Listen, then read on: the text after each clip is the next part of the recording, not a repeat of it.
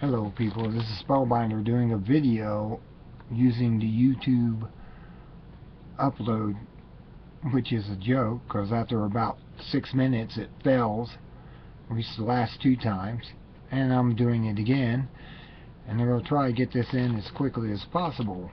I'm doing this video on Fukushima and about the documentary Fukushima Never Again tells the story of Fukushima nuclear plant meltdown in the northeast Japan in March of 2011 and exposes the cover-up by TEPCO and the Japanese government. This is the first film that interviews the mothers of Fukushima, nuclear power experts and trade unionists who are fighting for justice and protection of the children and the people of Japan and the world. The residents and the citizens were forced to buy their own Geiger counters and radiation dosimeters in order to test their communities to find out if they were in danger.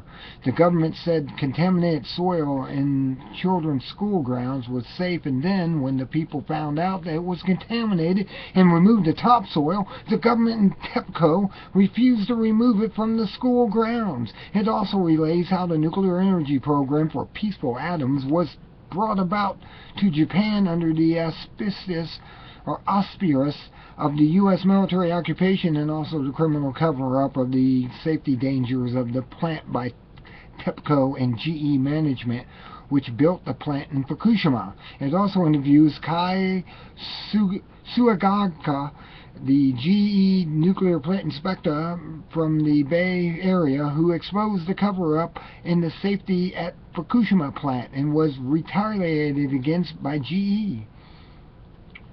This video allows them to retaliate. Make sure I'm still on the air. Everything that has gone wrong with them cleaning it up. We got 4 Chernobyls going on. That's what we have.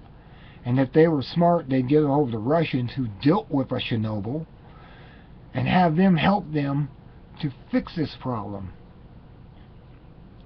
I think they should put cement down on the whole thing and start drilling to get the wastewater out from underneath the meltdowns that's radioactive, pumping it out, and also wait 100 years before you can go back in there and do anything. I mean, all this stuff has half-lives. Plutonium, 22,000 years. Uranium, 22,000 plus years. Or plutonium probably more, but uranium, 22,000 years. Cesium, 137, 30 years. So this is all cumulative. How many cans of tuna will it take from the Pacific and salmon to kill you with cancer and tumors, like in the GMO experiments that were done just lately in France on the GMO corn? I mean, this is just a bunch of evil people who have no consciousness. Apparently, they have no conscience. If they had a conscience, they would be doing everything in their power to try to do something.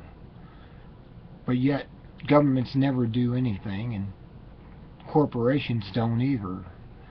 Ask BP and the Gulf Coast, where all they did is spray it down with co-exit, and it just sank it to the bottom.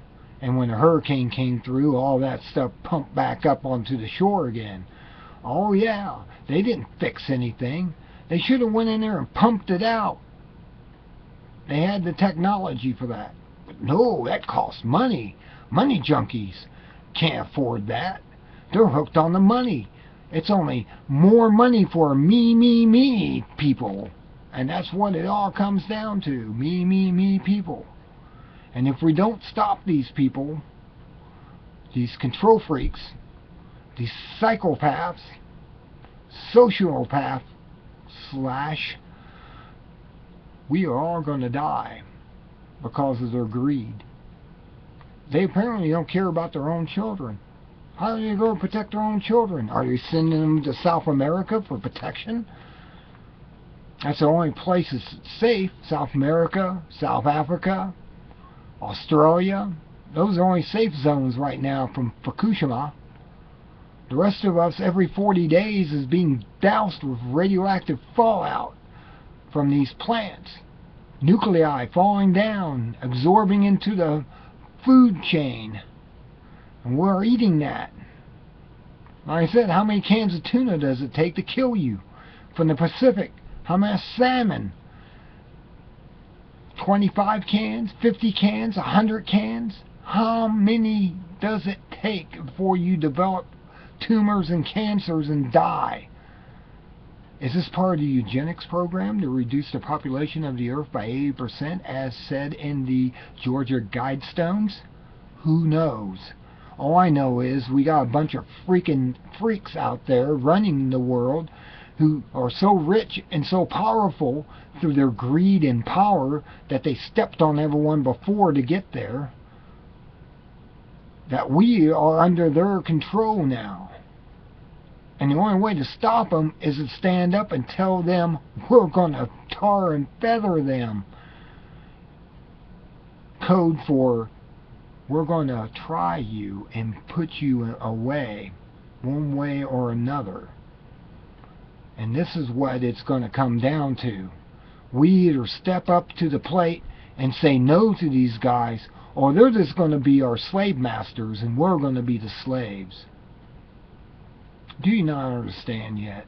Do you not see what we're doing here? We're dying as a race. We're being killed as of today. I can only hope that Nibiru is true and it comes by and wipes us out that way. At least that would be quicker than the slow death of radiation poisoning and cancers and tumors by GMO, Monsanto, and TEPCO and their stupidity money junkies who could have built the wall 20 feet higher and we wouldn't have had this today. But no, the money junkies in Fukushima said, oh no, we're not going to spend that money on those walls. We are going to leave them that way. And sure enough, it broke through over the walls.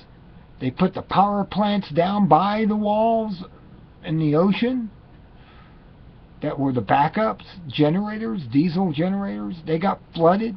They won't work. And we had meltdowns. We had China syndrome. What are we to do if we keep allowing these creatures to run our world? We gotta stop them. They're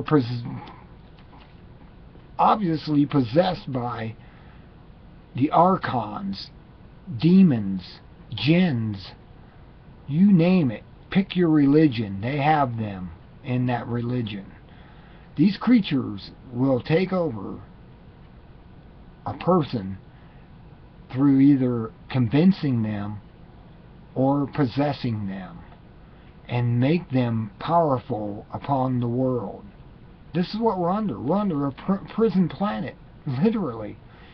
We've been sent here as prisoners, and by being here we can never leave until we get rid of these creatures, or we wake up and recognize them. Actually, waking up and recognize them gives you the choice of not going through the tube of light. Supposedly the little tunnel of light that most New Agers talk about and others saying that you see this tube of light, it's an electrified field of millions of volts, and once you pass through that, you lose all memory of your past life or lives, and you're reborn anew upon this world to go through and be an energy source for these creatures. They drain your soul of power and energy, and that's what's really going on.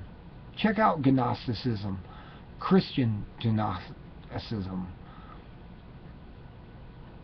because Gnostic Christianity is the answer to our problems here on this planet. If we can starve these creatures away, that's another thing. If we can find the machinery that they're using, which there is actual machinery that they're using, it may not be in this dimension, but if we become psychic enough to be able to find and see these machines, we can shut them down and release the prisoners of this planet, Earth.